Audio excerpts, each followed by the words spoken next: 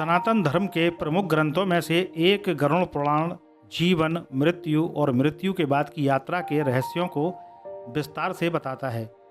जब भी किसी व्यक्ति का निधन होता है तब अक्सर यह प्रश्न उठता है कि मृत्यु के बाद आत्मा के साथ क्या होता है। सबसे पहले उसे कौन देखता है? क्या आत्मा तुरंत अपने परिजनों से दूर चली जाती है या कुछ समय तक आसपास ही रहती है? गरुड़ पुराण में इन सभी सवालों का विस्तार से वर्णन मिलता है।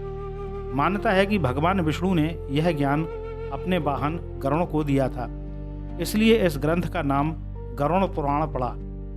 आइए अब जानते हैं मृत्यु के बाद आत्मा के साथ क्या होता है। गरुड़ पुराण के अनुसार जब किसी व्यक्ति की मृत्यु होती है तब शरीर नष्ट हो जाता है, लेकिन आत्मा अमर रहती है।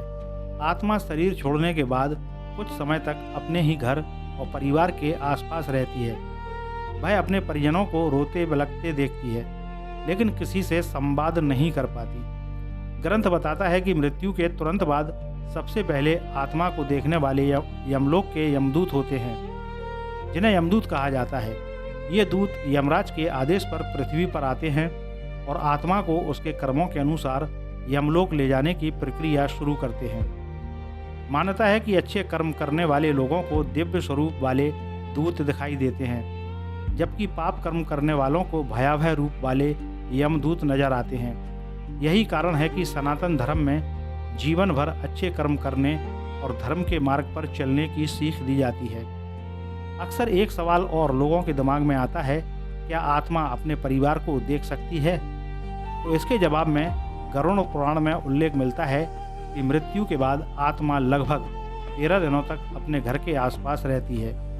इस दौरान वह अपने अंतिम संस्कार और परिवार के लोगों की गतिविधियों को देखती है। यही वजह है कि हिंदू धर्म में 13वें संस्कार का विशेष महत्व माना गया है। कहा जाता है कि इस अवधि में किए गए पिंडदान, तर्पण और धार्मिक कर्म आत्मा को शांति प्रदान करते हैं। यही परिवारजन श्रद्धा और विधि विधान से संस्कार करें तो आत्मा को आगे की यात्रा में सहायता मिलती है। गरुड़ पुराण के अनुसार मनुष्य के कर्म ही उसकी मृत्यु के बाद की स्थिति तय करते हैं। जिसने जीवन में दया, सत्य, सेवा और धर्म का पालन किया हो, उसकी आत्मा को शांति मिलती है। वहीं गलत कर्म करने वाले व्यक्ति को कठिनाइयों का सामना करना पड़ता है। ग्रंथ में यह भी बताया गया है कि मृत्यु अंत नहीं, बल्कि आत्मा की एक नई यात्रा की शुरुआत है। इसलिए मनुष्य को लोभ, क्रोध और अहंकार से दूर रहकर अच्छे कर्म करने चाहिए।